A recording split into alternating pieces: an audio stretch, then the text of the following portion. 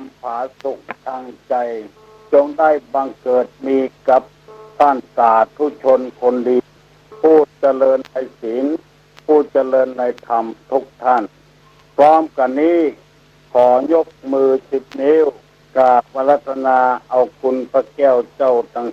3บุญศีลบุญทานที่ท่านทั้งหลายได้กระทำป้อมเป่งมาเพื่อวัดเพื่อวาเพื่อบ้านเพื่อเมืองพระสยามเทวาธิราชคุณพ่อคุณแม่สิ่งศักดิ์สิทธิ์ทั้งหลายอัน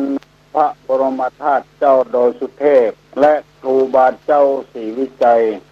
นักบุญแห่งล้านนาไทยเป็นต้นจงได้มาปกปักรักษาท่านสาธุชนพ่อแม่พี่น้องทั้งหลายขอให้มีความสุขกายและสุขใจเหมือนกันทุกท่านก่อนที่จะได้ดำเนินรายการต่อไปนี้ขอเชิญชวนคนท่านสาธุชนทั้งหลายได้พร้อมใจกันไหว้พระเพื่อให้เกิดความเป็นสิริมงคลกับตัวกับครอบครัวการงานหน้าที่ต่อไปปนมมือขึ้นเนอว่าพร้อมกันอะระหังสัมมาสัมพุทโธภะคะวาพุทธังภะคะวันตังอภิวาเทมิกราบสวากขาโตภะคะวะตาธัมโมธัมมังมัสสามิกราบสุปฏิปันโนภะคะวะโตสาวกสังโฆสังฆังนะมามิกราบท่านธัมมังพุทธัสสะภะคะวะโตบุพพภาคณะมะกะลังกะโลมะเสนะโมตัสสะภะคะวะโตอะระหะโตสัมมาสัมพุทธัสสะนะโมตัสสะภะคะวะโตอะระหะโตสัมมาสัมพุทธัสสะนะโมตัสสะภะคะวะโตอะระหะโตสัมมาสัมพุทธัสสะพุทธังสรณังกัจฉามิธัมมังสรณังกัจฉามิสังฆังสรณังกัจฉามิตุติยมปิพุทธังสรณังกัจฉามิตุติยมปิธัมมังสรณังกัจฉามิตุติยมปิสังฆังสรณังกัจฉามิตติยมปิพุทธังสรณังกัจฉามิตติยมปิธัมมังสรณังกัจฉามิตติยมปิสังฆังสรณังกัจฉามิอิติปิโสภะคะวะอะระหังสัมมาสัมพุทโธวิชชาจรณะสัมปันโนสุขโตโลกวิทูอนุตตโลปุริสะ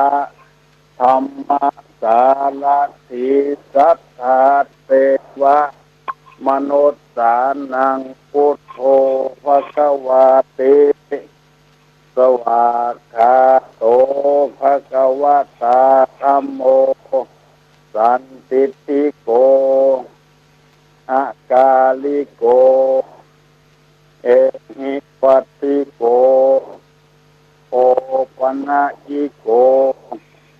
ปัจจัตตังเวทิตโพวินโดนิติ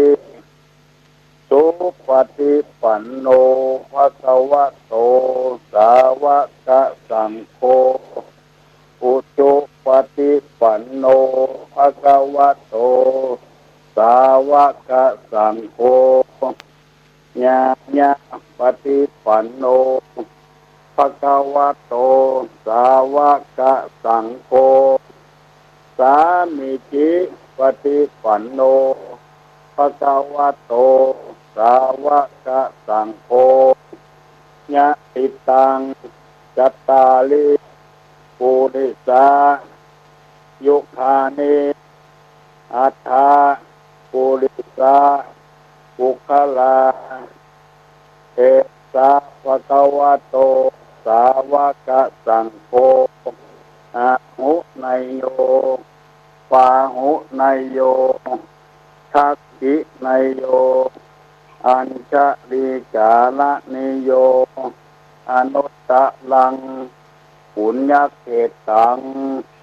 โลกัสสาติกราบหนึ่งกราบสองกราบสามมาละหนึ่งออกแม่ออกจาเลนะธรรมัสสวนังเอตัมมังคละมุตตะมังเสียงก้องเสียงก้องเสียงมองต่ำเข้าเสียงตุเจ้าเทศนาธรรมมาถึงบ้านมาถึงวัดมาถึงบนหอบนเฮือนมาถึงในที่นอนมาถึงในสุดมาถึงในมุ้งมาถึงครัวไฟมาถึงห้องน้ำมาถึงในรถยนต์ที่กำลังขับอยู่มาถึงกาดถึงลีมากุฏิกุฏังที่ท่านผู้ฟังทั้งหลายกำลังเปิดวิทยุอยู่นี่มาแล้วธรรมะธัมโมเข้ามาถึงหูพี่น้องวงศาคณาญาติทั้งหลายเพื่อจะให้เฮาทั้งหลายได้เอาธรรมะที่เป็นบัณฑิตนักปราชญ์ได้สืบกันมาแต่โบราณการทั้งนี้เป็นการที่สมควรที่จะฟังธรรมกันปฏิบัติธรรมกันเพราะว่าอาหารที่เรากินเข้าไปถึงวันนั้นเป็นอาหารบำรุงทางร่างกายอาหารที่ป้อนเข้ามันสมองคือความรู้วิชาการต่างๆจะเป็นความรู้ทางเกษตรทางอุตสาหกรรมการปลูกการฝังการเย็บถักปักร้อยอันนั้นเป็นอาหารทางใจเขาก็ฮับถึงวันแต่อาหารเป็นอาหารทางมันสมองเขาก็ฮับกันถึงวันแต่ว่าอาหารทางใจนี้บ่าล่ำจะฮับกันเพราะเหตุว่าการฟังธรรมนั้นในสมัยโบราณเป็นการฟังที่หาได้ยากจะต้องไปวัดไปวากำขันเข้าตอกดอกไม้จะต้องนิมนต์ตุเจ้ามากับบ้านกับจองดาขอบดาขันแปลงตี้แปลงตังอาจารย์ราธนาศิลป์รัตนาธรรมจึงจะได้ฟังธรรมเวลานี้สิ่งเหล่านั้นบอดจำเป็นแล้วมีวิธีเดียวคือเปิดวิทยุรับฟังแล้วก็จะได้ความรู้ความเข้าใจในธรรมะเหล่านั้นขออนุโมทนาในส่วนบุญส่วนกุศลที่ท่านทั้งหลายได้ทำเวลานี้บุญที่เกิดจากการฟังธรรมมีพุทธภาษิตรับรองว่าธรรมัสสวนาใหม่บุญสำเร็จด้วยการฟังธรรมการฟังธรรมนี่ก็เป็นบุญชนิดหนึ่งบุญก็คือความดีที่เราได้สร้างกันมาเวลานี้เอาปากันทำความดีท คือปากันฟังธรรมะเพื่อจะได้เป็นอาหารทางใจเป็นเครื่องประดับทางใจแล้วก็เป็นกำลังใจเป็นยาโรคทางใจซึ่งมันเกิดขึ้นกับจิตกับใจเฮาเหมือนแล้วโรคที่ว่านั่นก็คือโรคความโลภโรคความโกรธโรคความหลงโรคความอิจฉาริษยาโรคคือความอาฆาตพยาบาทโรคความหันแก่ตัวหันแก่ได้โรคเอาดีใส่ตัวคนเดียวมีสารพัดอย่างโรคเหล่านี้มันจะแสดงอาการเมื่อไปประสบอารมณ์เช่นตาไปหันไปหูถ้าบ่พอใจมาก็โกรธหูไปได้ยินเสียงที่เขาเล่าน่าจะขวัญเสียงที่บดีก็เกิดความโกรธขึ้นมาหรือไปหันใส่ของเปิ้นเกิดความโลภขึ้นมาอันนี้ก็เป็นเชื้อโรคชนิดหนึ่งซึ่งบะมียาขนาดใดมาแก้ไขได้นอกจากเอาน้ำทำคำสอนในทางพระพุทธศาสนามาแก้โรคเหล่านี้ได้แล้วเราจะได้อยู่ร่วมกันอยู่เย็นเป็นสุขเมื่อตะวานี้ตุลุงได้นำเอาคำว่าเฮือนสามมาเสนอให้พี่น้องห้องหิ่งทั้งหลายได้ฟังไปแล้วยังแถมน้ำสี่บัดตันว่าสกรรมเวลามันหมดไปเหี่ยก่อนวันนี้จะเอาน้ำสี่มาเสนอให้พี่น้องทั้งหลายได้ฟังเฮือนสามนั้นได้แก่เฮือนอยู่เฮือนไฟเฮือนผมได้จบไปเหี่ยน้ำสี่นั่นก็คือน้ำศีลน้ำใจน้ำใจน้ำกานแต่ก่อนเพิ่นว่าน้ำต้นปุ๋นแม่เฮือนคนใดเสียน้ำต้นปุ๋นแห้งแม่ยิงคนนั้นยังบดีเถอะต้องมันเอาน้ำมาเติมต้นปุ๋นต้นปุ๋นนั่นก็มันจะเป็นก๊อกอันหนึ่งเอาใส่ปุ๋นเวลาเกี่ยวหมากเพิ่นจะเอาปุ๋นนั้นไปแปะกับปูที่จะเกี่ยวเพิ่นเด็ดเอาห่างมันออกเสียก่อนได้ยินข่าวได้ยินเรื่องยินราวมาว่าคุณหลวงบัลลังก์กะที่ไปเมานางจากมัตเตวีพุ่งสะเนาไปพอจะถึงในเวียงหฤปุญชัยแล้วพระนางจากมัตเตวีขอโทษเถอะได้เอาปูไปเจ็ดของลับแล้วแฝงซุกมากเป็นคุณหลวงบัลลังก์กะเกี้ยวพอเกี้ยวไปก็เลยมดมุ่งสะเนาไปบัดถึงไหนสักกรรมเลยเสียใจอกแตกตายที่ปิ่นดอยสุเทพตั้งแต่หันมาคนจะกินปูเด็ดเอาห่างมันออกเสียก่อนกลัวจะเป็นปิดกลัวจะเป็นง่วนอันนี้ห้องว่าปุ๋นก๊อกที่เอาใส่ปุ๋นนั้นเพิ่นเอาว่าต้นปุ๋นน้ำหินคือน้ำหม้อบนในสมัยแต่ก่อนนั้นเพิ่นจะมีหานน้ำบางคนก็หิ้งน้ำถ้าฮื้อมันถูกแต่ว่าหานน้ำหานแล้วก็เอาหม้อน้ำเขาวางถ้าคนบ่นักก็มี2 แก่นในบ้านนั้นถ้าคนมีนักก็3 แก่น4 แก่นอันนี้เป็นน้ำหม้อบนสำหรับเอาไว้กินแล้วฝ่ายหานน้ำนั้นเพิ่นจะแปลงยื่นออกมาเอากะละมังเก่าๆเอาดินเข้าใส่ที่บ่มีเป็นดังอันก็จะเอาหม้อติดปากมันแตก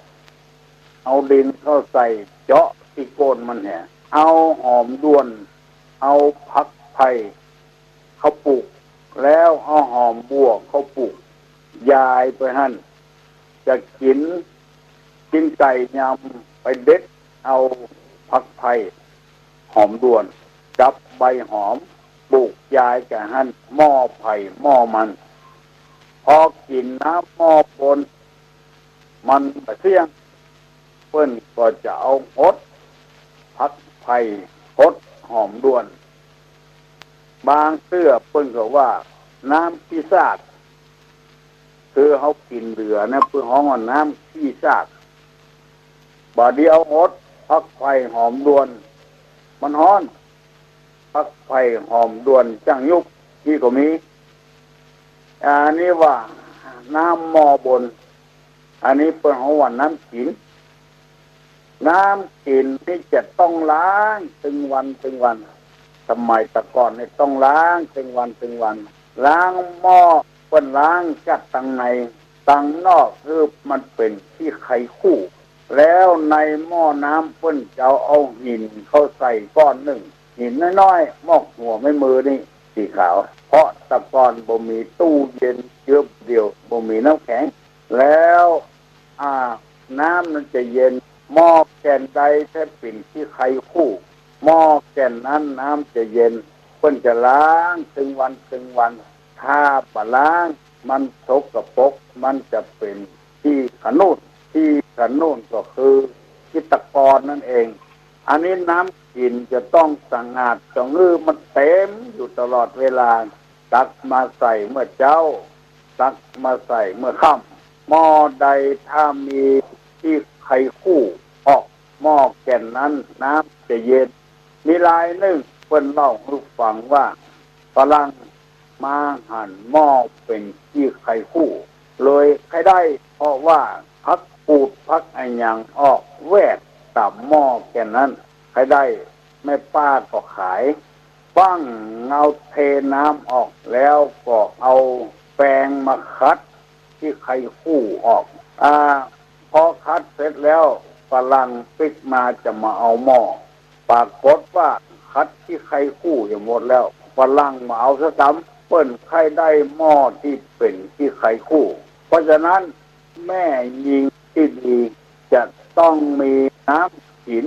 เอาไว้ที่หนึ่งส่วนน้ำใจนั้นเปิ้นจะเอาไว้ตั้งรุ่มส่วนมากจะเอาใส่หม้อน้ำกาบไว้เอาไว้ล้างถ้วยเอาไว้ใส่น้ำมื้อนึงเอาไว้สระน้ำที่มาเอาเข้ามานะอันนั้นเป็นน้ำหม้อลุ่มเพิ่นบอกว่าคือเต็มอยู่ตลอดเวลาคนเฒ่าคนแก่ว่าถ้าแม่ยิงจะไปอยู่กับพ่อชายแม่เพิ่นจะสอนว่ามีเงิน3มีน้ำ4เนอะลูกเนอะอันนี้เรียกว่าน้ำใจแต่อันนึงว่าน้ำใจบากดในข้อบางอนกระดูกบาลักกินก้อนบาซ่อนกินลุ้น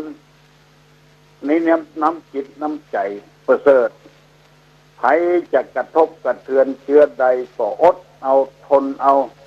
บัดแสดงความโกรธความเครียดเพื่ออนาคตของตัวเองจะได้อยู่ต่อไปกับลูกกับผัวให้เจริญรุ่งเรืองพอครบ3 ปีแล้วเปิ้นจริงฮือลงไปอยู่แถมทิ้งยังบอกครบ3 ปีเตื้อเปิ้นบือลงไปไหนเปิ้นฮืออยู่กับพ่อผัวแม่ผัวพ่อน้ำจิตน้ำใจเนี่ยก่อนบักค้านเนี่ยเวียกเนี่ยการโมนี้เป็นต้นน้ำจิตน้ำใจซื่อสัตย์สุจริตเปิ้นจะต่ำเข้าเอาแก่แต่ก่อนนะต้องต่ำเข้าเลี้ยงพ่อผัวแม่ผัวอดเอาทนเอาอันนี้คนของว่าน้ำใจแล้วอันที่เขาว่าแต่ก่อนเพื่อว่าน้ำต้นขุนบดเดียวเปิ้นมาเปลี่ยนน้ำกานน้ำกินน้ำใจแล้วก็น้ำกานเนี่ยการดีบักที่คานยานสางหดซักผ้าซักผัวตึงของผัวตึงของผัวตึงของพ่อผัวแม่ผัว เอาเป็นนั้นว่าเป็นคนฮับใจพ่อผัวแม่ผัวให้วางนึงในสมัยนั้นคือเรียกเนียกการสารพัดอย่างมอบไว้ให้เมียไอ้น้อยหมดอดทนเอาเอา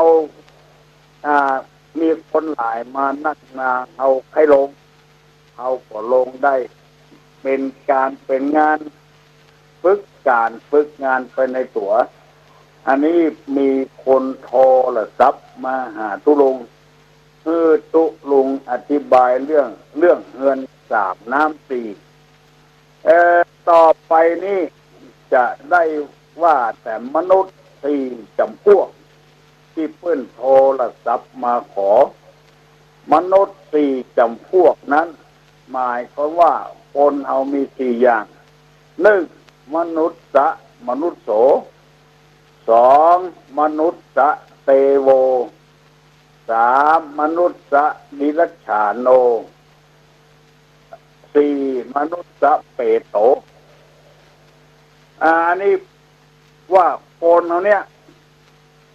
ที่เคยเล่าให้ฟังว่าเป็นได้หลายอย่าง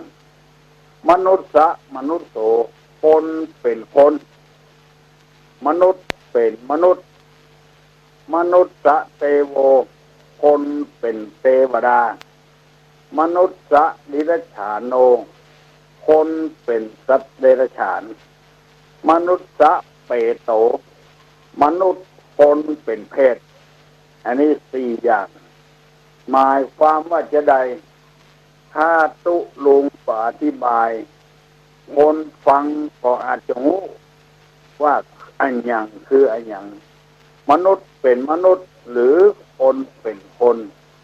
คนเป็นคนนี้จะมีคุณธรรมจะมีศีลธรรมประจำใจ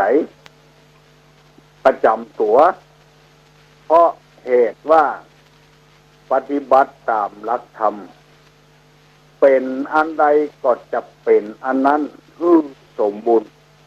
มนุษย์มนุษย์โสนี่เป็นหัวหน้าคนเช่นเป็นกำนันเป็นผู้ใหญ่บ้าน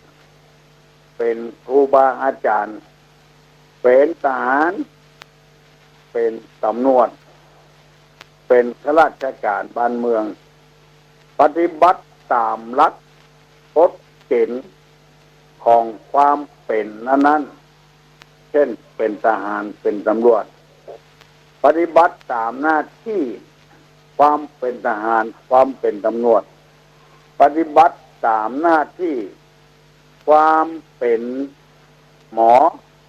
ความเป็นครูสอนนักเรียนอันนี้เป็นห้องว่ามนุษย์มนุษย์โสคนเป็นคนมนุษย์เป็นมนุษย์เป็นผัวเป็นเมียทำหน้าที่ของผัวทำหน้าที่ของเมียเป็นตัวเจ้าทำหน้าที่ของตัวเจ้าเป็นศรัทธาทำหน้าที่ของศรัทธาเป็นหัวหน้าเป็นลูกน้องทำหน้าที่นั้น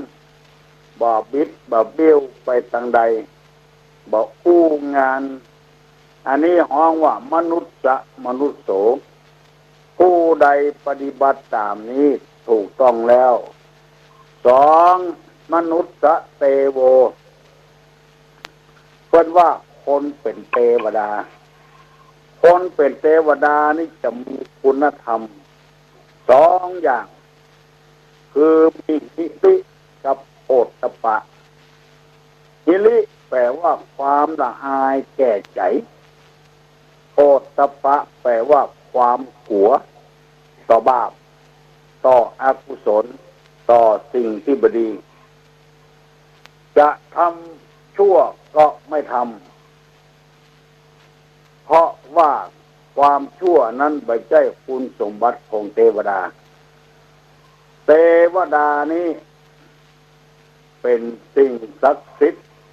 ที่คนเอาให้ไปเกิดเป็นเทวดามีคนยกย่องสรรเสริญมีความงามตึงกายตึงใจที่เอาจังฮ้องกันว่าพ่อเทพพบุตร แม่เทพธิดามันสมมุติกันมาได้ความจริงเท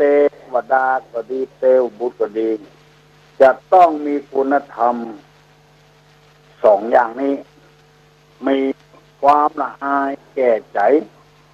จะทำไอ้อย่างที่มันผิดบ้านผิดเมืองผิดกับคนทั้งหลายก็บ่ทำจะคิดอะไรก็ไม่คิดเพื่อจะเบียดเบียนตนและผู้อื่นจะทำอะไรก็ไม่ทำเพื่อจะเบียดเบียนตนและผู้อื่น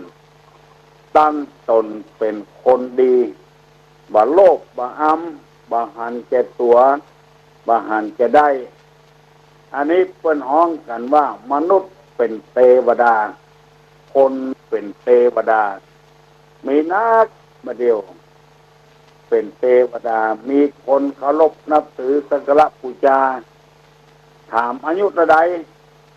บอกต่ออันไปอีกต่อไปแตงหวยละเพราะเคารพนับถือว่าเป็นเทวบุตรเทวดาไม่ยิงเป็นก็ได้ปอดใจเป็นก็ได้ถ้าไข่ไข้ฮือเป็นเทวดามีความละอายต่อบาปมีความกลัวต่อบาปบักกล้าก่อกรรมทำความชั่วทำความดีอยู่ตลอดวันตลอดคืนตลอดปีตลอดแล้งอันนี้ฮ้องกันว่ามนุษย์เทโวมนุษย์นิรัจฉานโนคือคนเป็นสัตว์เดรัจฉานดังที่เคยเสนอมาหลายวันแล้วว่าเป็นได้คนเป็นสัตว์เดรัจฉานได้เป็นควายก็ได้เป็นงูก็ได้เป็นหมูเป็นหมาเป็นไก่เป็นเป็ดเป็นเสือนกหนูปูป่าบุญถ้าคนเอาบ่มีศีลบ่มีธรรมบ่มีความเคารพยำเกรงถ้าเอาไปว่าเมื่อคนใดคนหนึ่งว่าเป็นสัตว์เดรัจฉานโกโคตทั้งที่ตัวก็ได้ทำคุณงามความดีไว้ทำตัวเป็นสัตว์เดรัจฉานอย่างว่าดังที่เคยได้เล่าได้อู้พี่น้องทั้งหลายฟังทั้งหลายมาเมินแล้วว่าเป็นงัวคืองัวสันหลังวากชอบทำความผิดแล้วปกปิดไว้งัวสันหลังวากปัจจุบันนะถ้าแมงคนตอมที่ไหนมันจะบ่ม่วนใจมันกลัวเปิ้นมาตอมหลังมันคนที่เป็นงัวนั้นทำความผิดอย่างไว้เปิ้นตู้หยังที่ไหนก็ตาแห่วุ่นกลัวเปิ้นหูความลับของตัวกลัวเปิ้นเล่าเฮือตัวกลัวเปิ้นตอมตัวเก่าอันนี้เรียกว่าคนเป็นงัวมนุษย์เป็นสัตว์เดรัจฉานคนเป็นควายก็มีคือบ่มีความคิดอันอย่างสักอย่างมีมันสมองบ่ได้ใจคือเปิ้นใจกินตลอดเวลาเหมือนกับควายที่เขาห้องไหวควายหมู่นี้และมนุษย์คนเป็นหมาก็มีหมานี่บ่ฮู้จักบุญคุณพ่อบ่ฮู้จักบุญคุณแม่พอใหญ่หน้ากาบานมาแล้วคบแม่มันคบพ่อมันกันพ่อกันแม่มันอันนี้พวกคือพ่อคือแม่ด่าพ่อด่าแม่ด่าปู่ป้านาอาด่าครูบาอาจารย์เล่าขวัญครูบาอาจารย์ทั้งที่ได้กำหูกำหลวกจากครูบาอาจารย์มาแล้วก็พอใจอย่างใดอย่างหนึ่งเอาออกไปเล่าครูบาอาจารย์เล่าพ่อเล่าแม่ตัวเก่าหมู่นี้พึงรู้เนี่ยว่าเขากำลังบ่ใจคนแล้วกำลังจะเป็นหมาไปเหี่ยแล้วลองสังเกตพอหมาถ้ามันใหญ่ขึ้นมาอยู่ด้วยกันเล่นกันไปเล่นกันมาถึงพ่อถึงลูก ลองเอาอาหารเอาชิ้นเอาป่าจ้งเข้าไปใส่มันจะลูกของพ่อมันลูกของแม่มันกินพ่อแม่มันบอกมันจะครบพ่อครบแม่หมูเนี้ยเพื่อนเปรียบเหมือนกับสัตว์เดรัจฉานมนุษย์สัตว์เดรัจฉานโอคนเป็นสัตว์เดรัจฉานขอพี่น้องทั้งหลายผู้ฟังแล้วอย่าไปด่าพ่ออย่าไปด่าแม่อย่าไปค้ำพ่อค้ำแม่เขาจะเป็นสัตว์เดรัจฉานไปจะไปข่มขู่พ่อขู่แม่ได้ผัวมาแล้วฮักผัวเหลือพ่อเหลือแม่ลักกินซ่อนกินลุ้นบ่ฮื้อพ่อฮื้อแม่ได้หันได้กินเอาไปฮื้อผัวกินเอาไปฮื้อเมียกินปิดบังอำพรางไว้สอนอย่างบ่ได้ละเพราะว่าไปหลงผัวใหม่ไปหลงเมียใหม่อันนี้เรียกว่ามนุษย์เดรัจฉานโนอันข้อสุดท้ายเรียกว่ามนุษย์เปโตแปลว่าคนนั้นเป็นผีเพศโอ้ประเดี๋ยวนี้นักแต่เนอคนเป็นผีเพศผีเพศนี้ตามปกติแล้วมันก็มีอาหารกินตามรักมันนะสัตว์เดรัจฉานก็ยังมีอาหารกินอยู่มันมีนับประตกนรกก็ยังมีอาหารกินอยู่แต่เพศนี้บัดไล่มีอาหารกินอาศัยฮือปี้ฮือน้องได้ตานไปหาเวลานี้เป็นเวลาเดือน12ตามในธรรมเปรตพีกล่าวไว้ว่าตั้งแต่เดือน12ออก1 ค่ำไปถึงเดือน12ดับเปิ้นจะปล่อยเพศปล่อยผีมาเซาะของกินของตาลที่ลูกหลานผัวเมียได้ตานไปฮื้อเหลือนั้นเขาจะกั้นจะยากจะบ่ได้กินหยังมนุษย์จำพวกนี้เป็นเพศลักของวัดของวาก็ลักบอกว่านักบอกว่าน้อยมีอาชีพเป็นลักอยู่ตลอดเวลามีมือมีศีลไม่ยอมเนี่ยเวียกเนี่ยการเมื่อวันเอาไปหลับเมื่อคืนเอาไปเซาะลักของเปิ้นเกิดมาชาตินี้เป็นคนดีแต่กลับไปเป็นเพศไปสว่างหาศีลหรือว่าบัญญัติการอย่างสักอย่างก็ยืมของเปิ้นก็ขอของเปิ้นเอามากินมาใจอยู่ไปเป็นวันรับจ้างอย่างก็บ่จ้างทำไอ้อย่างก็บ่เป็นอันนี้เพิ่นฮ้องว่ามนุษย์เป็นเพศคนเป็นเพศเปตวิสัยหากินกับคนอื่นเนี่ยกินคนเดียวบ่จ้างทำกินคนเดียวบ่จ้างก็ขอกินกับคนอื่นลักของคนอื่นอันนี้เกิดมาเป็นคนแต่เสียชาติคนบาปกระทำการบาทำงานสุจริตทำอะไรอย่างปอกออกไม่ออกพี่น้องสถานาบุญทั้งหลายตุลุงได้อธิบายเรื่องเหล่านี้ฟังแล้วตามที่พี่น้องทั้งหลายได้โทรศัพท์มาตุลุงได้เล่าแปลตำหมู่นี้ให้ฟังสนองความต้องการผู้อย่างผู้ประการแล้ววันนี้เป็นวันศีลเลิศเดือน12ออก8 ค่ำวันนี้ตุลุงบ่ได้ไปออกอากาศที่จุดปฏิบัติการวิทยุบุญญาพรสกรรมเพราะฝนตกไปบ่ได้ประเดี๋ยวนี้เอื้อนไปพ้องแล้วตั้งแต่2 โมง 3 โมงมาใกล้จะแจ้งนี่4 โมง 5 โมงนี่ตกหนักเหลือเกินขอประกาศให้ท่านทั้งหลายได้รับทราบกำหนึ่งวันที่7เพิ่นจะมีกินสลากที่วัดพระธาตุดอยสุเทพบอกว่าอยู่ใกล้บอกว่าอยู่ไกล เดือน12เพลงนี้ขอเชิญชวนมวลศรัทธานาบุญทั้งหลายปากันไปทำบุญตานสลัดพัดที่วัดพระธาตุดอยสุเทพแล้วก็ที่วัดพระนอนก่อนม่วงอำเภอแม่ริมแล้วก็ที่วัดแสนฝางเปิ้นจะตาลน้ำเพิ่งน้ำอ้อยของหวานน้ำตาลแต่ว่ามีแม่ออกโทรมาถามว่าตาลแล้วเนี่ยจะได้ตาลแล้วเอาปิกมาจากเพิ่นว่าปัจจัยอย่างนั้นตาลแล้วก็ตาลไปตาลแล้วก็ตาลไปเอาตาลตุเจ้าอุทิศส่วนบุญส่วนกุศลไปญาติที่เป็นเพศเป็นผี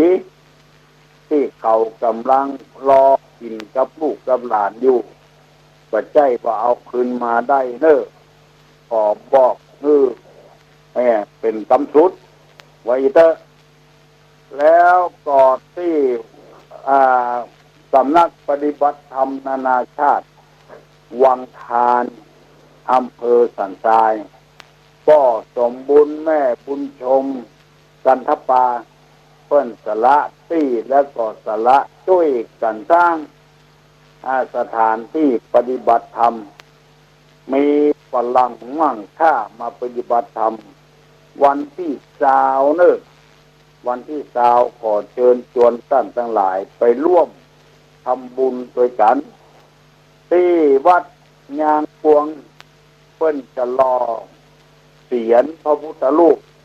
ไผ่มีตองเหลืองตองเหลืองตองแดงก็ได้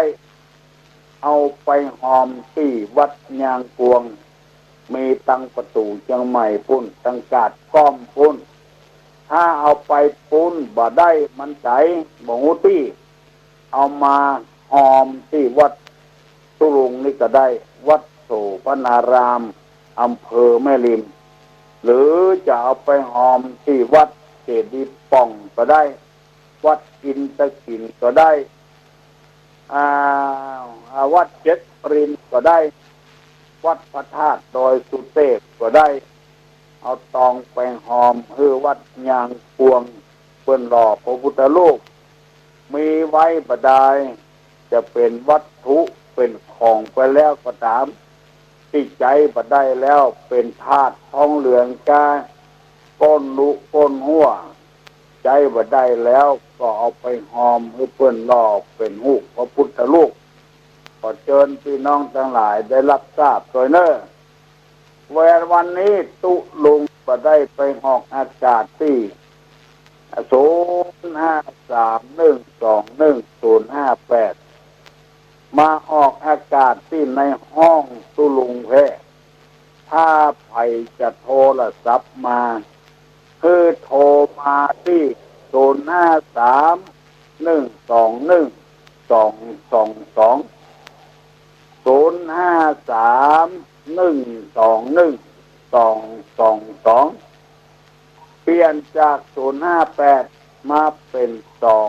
222ถ้าใครจะอู้โดยตุลุงมาที่121222อยู่ในห้องปฏิบัติการได้เพราะเทคโนโลยีมันเจริญแล้วโทรศัพท์มาที่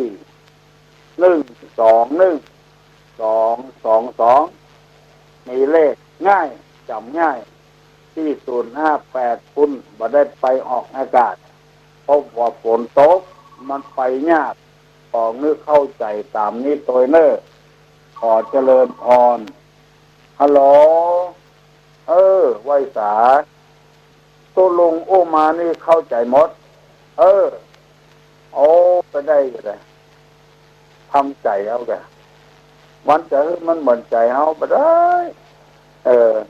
จะเอาป่วยสแกนหนึ่งต้องมีที่ฝอยเบ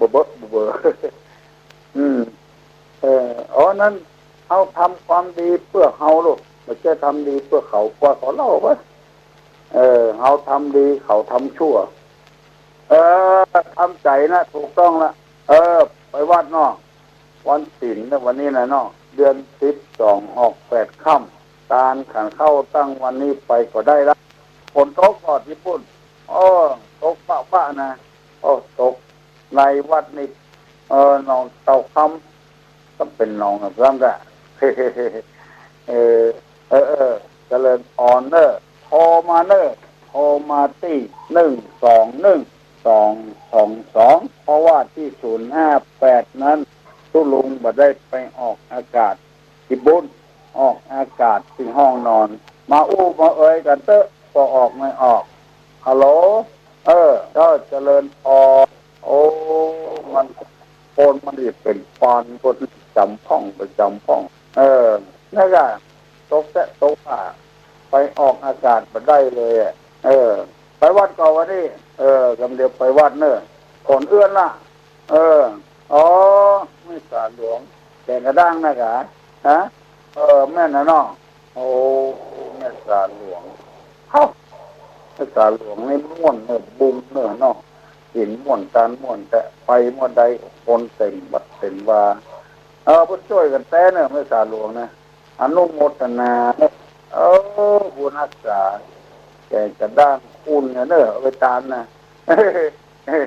จะเลิกพรเนอะมันทัดจำก็ว่าจำประจำก็ว่าประจำนะตุลุงมันคนซื่อนะมันเมินเนี่ยเนาะเมินน่ะจ้ะบักให้ตันเพิ่นเสียงชัดเจนดีกว่าฟังอะไรอย่าง96ก็ว่า90ฟัง90นี่ไปวัดเนอะเจริญพรดีละขอเจริญพรกับญาติกับโยมทั้งหลายผู้คนฮัลโหลถามปัญหาถามว่าจะได้หาอันนี้ส่งในการฟังธรรมมีกี่อย่างครับไปได้ตอบมาเนอะอันนี้ส่งในการฟังธรรมมีกี่อย่างใครตอบได้ลองตอบมาโลตอบพี่น้องผู้ฟังทั้งหลายได้รับฟังอันนี้ส่งแห่งการฟังธรรมมีกี่อย่างอันอย่างพ้องฮัลโหลสั่งกับแปลงฝนตกก็หานะว่านะบ้านะสั่งกับแปลงก็งาวันพี่น้อยสิมาน่ะเนาะตอนเจ้าว่าตอนใดไปใส่บาตรดีแต่นายอำเภอเป็นตัวอย่างนะอำเภอสุรชัยจำดีกะคนเมืองเนาะลูกคนหนึ่งเนาะวันนี้ไปสันแปบแหละไปช่วยกันหมดทุกองค์กรเลยแม่บ้านแม่เบิ้ลไปหมดเอาไส้ก็เต็ม บุญก็ได้ไส้ก็เต็มดีอันกะบ้านสวนหลวงหมอนิดไปอยู่เสริมแปลงไงลูกพ่อพัดฮะมาได้เมื่อบ้านกะสังกับแปลงม่วนเนาะวัดเสาแหละสำนักอำเภอเนาะอำเภอเก่าไปพุ่นนะกะ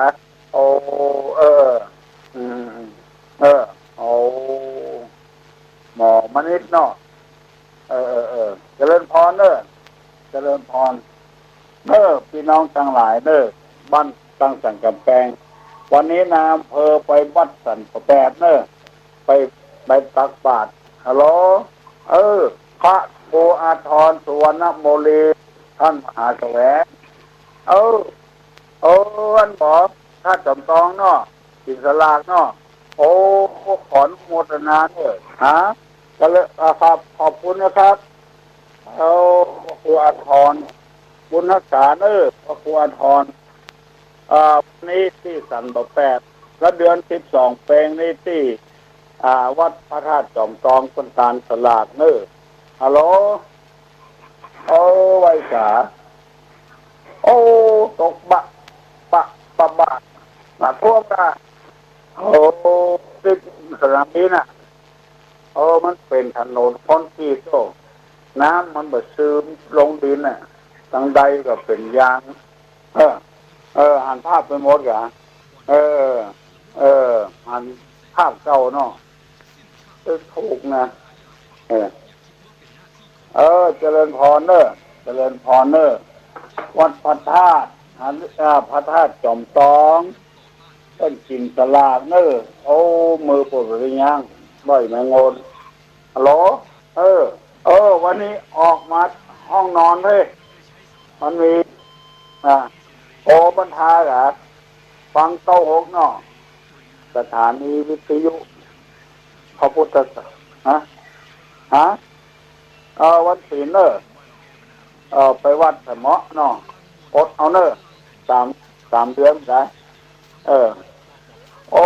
ตั้งแต่ออกค่ำไปเสียเดือนดับเนาะก็หาของกินของการนะญาติที่ตายไปนะน่ากราบไว้เนี่ยเอาน้ำนะเอาน้ำหยาดไปตัวเนอะหยาดเธอป่อเธอแม่เธอเพลเธอผีเนี่ยเอาน้ำหยาดเจริญพรหม่วนไปแตะเว้ยเกือบมาได้อยู่ได้ยังตำเดียวกบกิ้งตำเดียวกบกิ้งตั้งแต่ออกข้ามไปเสียวเดือนดับคนปล่อยเพศปล่อยผีมาเซาะของกินของการไถนึกหาพ่อหาแม่ก็ไปหยาดน้ำเห็นเข้าถ้อยก้อยหน่อยก็พอละบัดถ้าเอาอย่างนักหนาปาป้านวัดพระธาตุจอมตอมเดือน12เป็นท่านพ่อครูอาทรท่านมหาแสวงเพิ่นโทรศัพท์มาบอกว่าพี่น้องบ้านหลวงบ้านขวงเปาบ้านเหนือบ้านใต้ไปกินสลากเนื้อที่วัดพระธาตุสีจอมตองเพิ่นกินสลากเพิ่นกินสลากตานสลากกันบุญเพิ่นนักเพิ่นได้ตานป่วยขอตานตยสักป่วยขี้เปี้ย อันนี้กรรมเก่าเนาะคำว่าตานป่วยนี่เพิ่นได้ตยกันขอตยสักคนได้ก่ออย่าฮัลโหลฮัลโหลฮัลโหลตุลุงเนอะคุณก็บ้านอะไรอย่างมิจฉาวณิชา5 ข้อ 1ค้าขายมนุษย์ขายยาพิษขายอาวุธขายอะไรอย่างจำเดียวกันเนอะได้3 ข้อเนาะเนาะค้าขายมนุษย์ค้าขายยาพิษค้าขายอาวุธวันพูดทั้ง2 ข้อเนาะวันนี้แปะไว้ก่อนเนาะครับเอามันปุ๊บปั๊บนี่มันบักให้ตันเอาเว้ยหยิบปุดห้องฮับโทรศัพท์พอบัดตันวิทยุวันโทรศัพท์วันนี้บัดดังจริงๆเนอะนางปอดเอาฮัลโหลเจริญพรแม่ตะไคร้พุ่งก่อนโดยสเก็ตแหละแม่ตะไคร้จริงแม่อ่อนคนโต๊ะก็ตกบ้าๆนะฟังกูเจ้าบ่ฟังกันหลายพ่อก็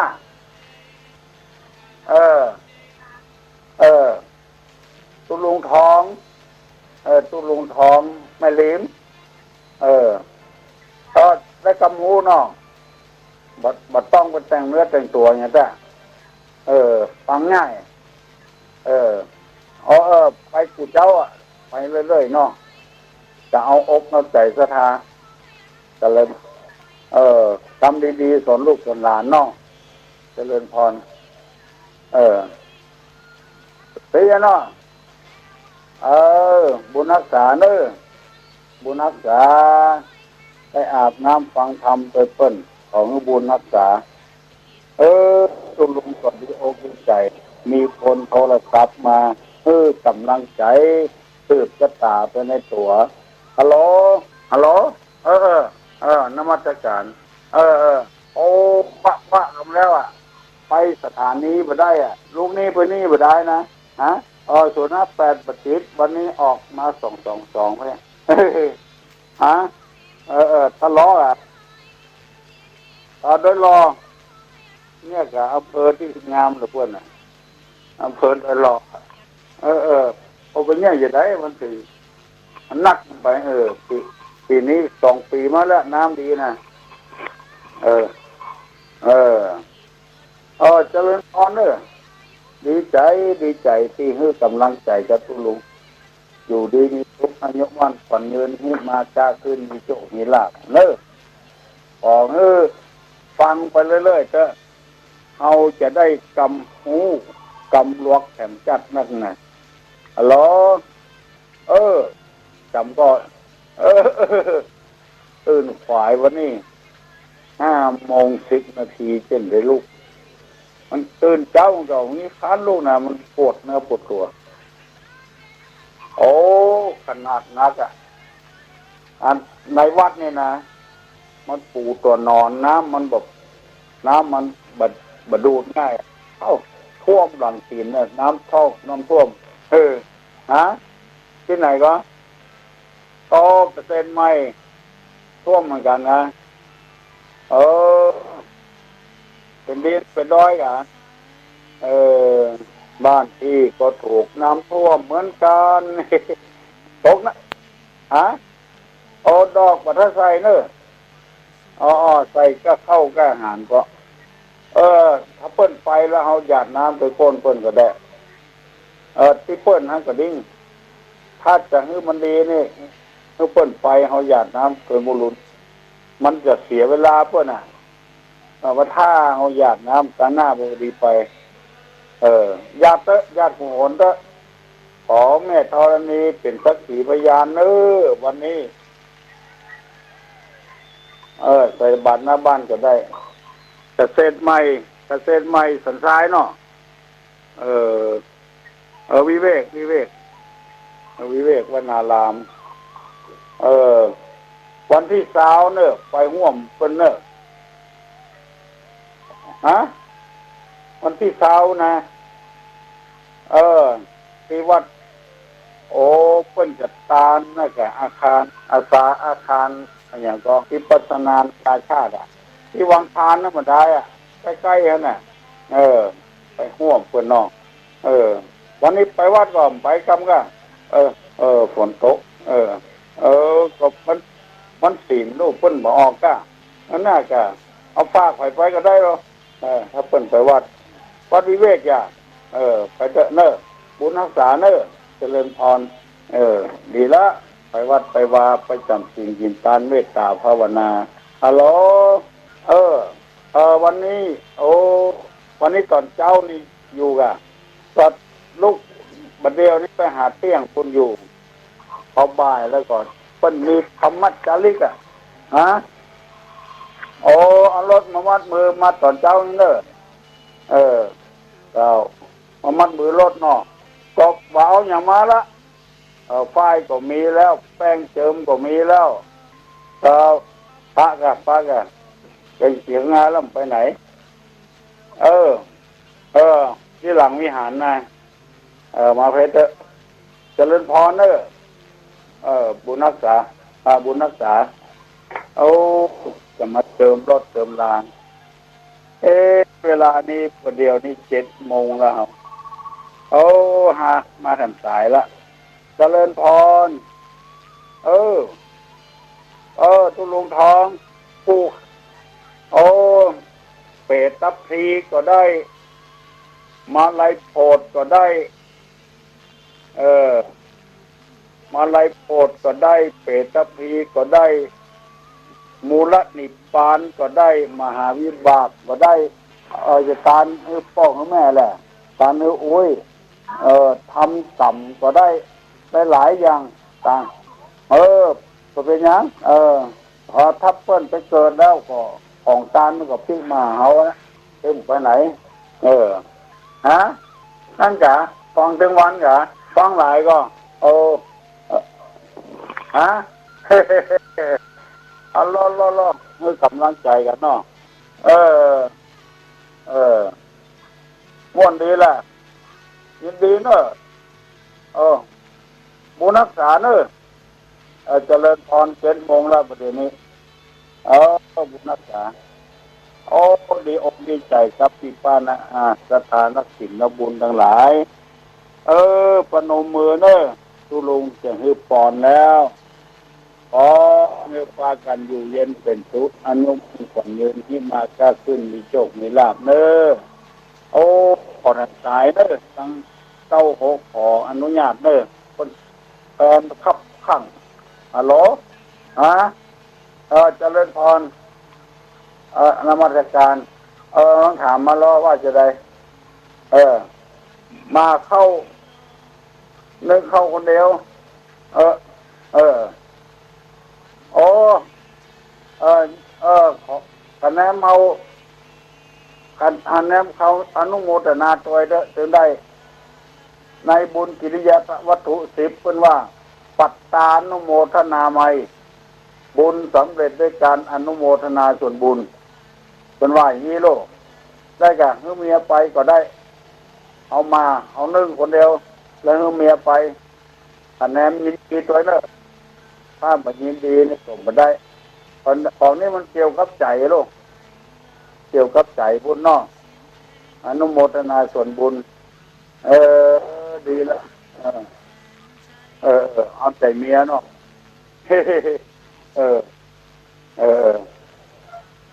เจริญพรเนอะบุญรักษาเอามือเนอะยกมือไหว้เนอะสัพพะโลกาวินิพุตโตสัพพะสันตาภวัติโตสัพพะเวระมติกันโตนิพุตโตจัตุวังภวะสัพพิโยวัจจันตุสัพพะโลโกวินัสตุมาเตภวะส่วนทรายโยสุขีติกายุโกภวะอภิวาธนาสีริสานิจังวุธาปจายโตยตาโลธรรมาวันติยุวันโอทุขังปะลา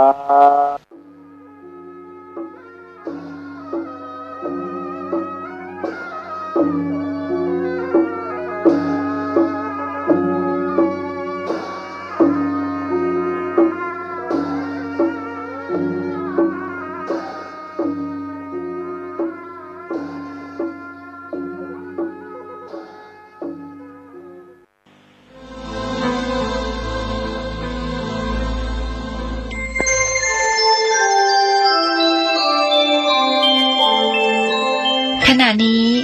ท่านกำลังฟังสถานีวิทยุกระจายเสียง FM 104.5 เมกะเฮิรตซ์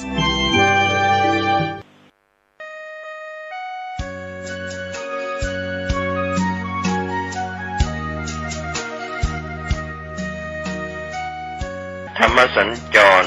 ฟังธรรมในช่วงเทศกาลเข้าพรรษาปีพุทธศักราช 2567 ครั้งที่ 2 ณ มูลนิธิสถาบันครูบาเจ้าศรีวิชัยตรงกับวันอาทิตย์ที่ 15 กันยายน พุทธศักราช 2567 เวลา 13 นาฬิกากันก็เป็นมติคณะสงฆ์ตำบลสุเทพเทศบาลตำบลสุเทพอำเภอเมืองเชียงใหม่จังหวัดเชียงใหม่ธรรมสัญจรในช่วงเทศกาลเข้าพรรษา3 ครั้งฟังเทศน์ฟังธรรมตามวันเวลาสถานที่ดังกล่าวได้บุญได้กุศลโดยทั่วหน้ากันพี่น้องทั่วท้องทุกถิ่นที่มาได้สักการะบูชาพระทักษิณาศาสดาของเราทรงใจถึงกันหมุนวัน